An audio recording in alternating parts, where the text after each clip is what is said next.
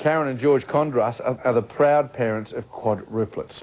Now, that's startling enough for any couple, but all the more so for Karen and George, who were told for years they couldn't have children at all. Then they turned to a woman that many are now calling the baby maker.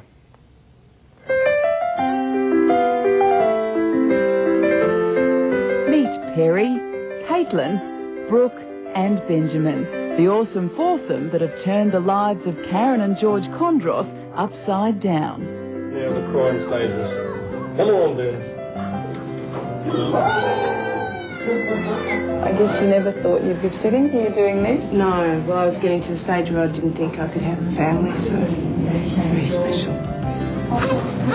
They call the quadruplets their four little miracles. Years of failed fertility treatment meant the couple had all but given up hope of ever having children. Come on, Kate. Went to a few specialists and stuff, and they couldn't put a finger on it and basically said unexplained infertility. Enter the baby maker, naturopath Catherine Chan. You see the miracle of life, isn't it so precious? With a 90% success rate, Catherine's special brew of herbs and powders has helped hundreds of so-called infertile couples conceive. You'll try anything to have a family. Were you sceptical? Yeah, I was a bit sceptical. And I just thought, well, I've got nothing to lose.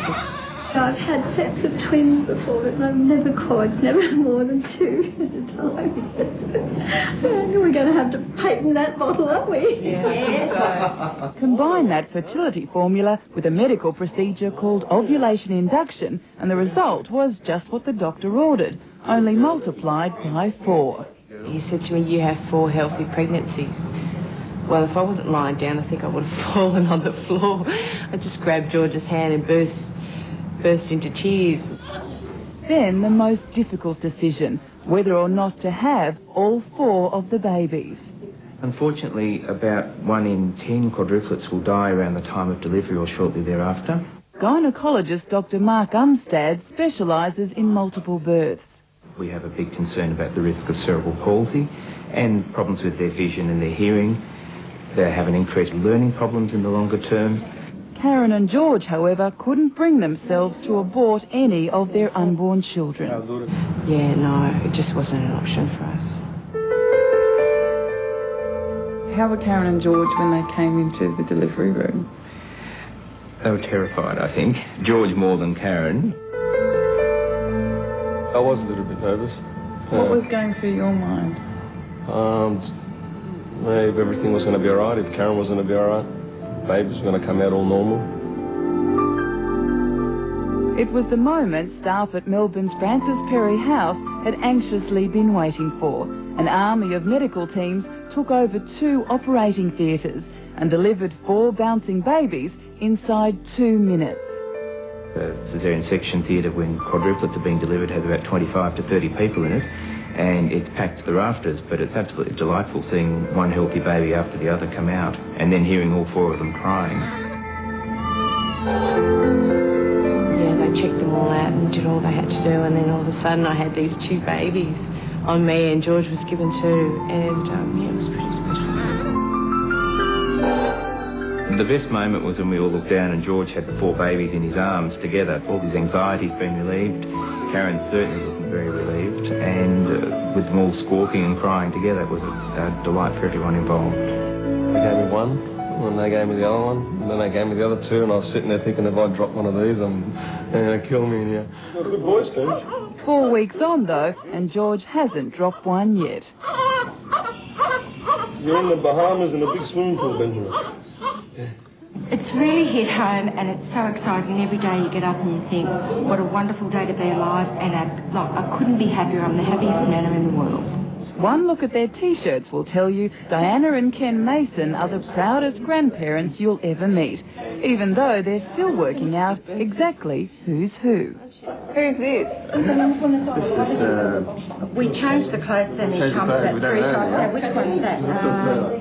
On the label, this is Benjamin, that's right. Benjamin. Are you sure? Positive. It is. So she doesn't get confused, George's mum Tula has changed Caitlin's name altogether.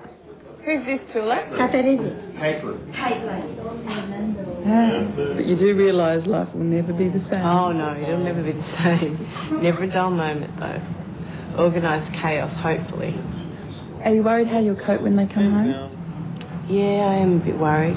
Yeah, first time mum, there's no instruction booklet. What this brand new mum of quads does know is that she'll be spending most of her days changing these.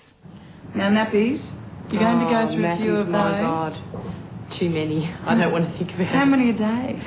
Well, they'd have at least 8 to 10 each a day. So say an average of 40 a day. Oh my goodness. The quads are going home this week, but with all that's been happening, Karen and George seem to have overlooked something very important. How are you going to fit them in the car? Oh, that's a huge problem. We're going to have to put them on the roof. It's an old car. It's about 20 years old. But, yeah, no.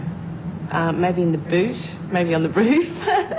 You're still yet to work that one out? Yeah, we haven't had a chance to do that. You must feel like the luckiest parents alive. Oh, I think so. We're very blessed. And I can't believe how healthy they are. Beautiful. Amanda Patterson with that report, and we'll keep you posted on the Condros quads in the weeks ahead.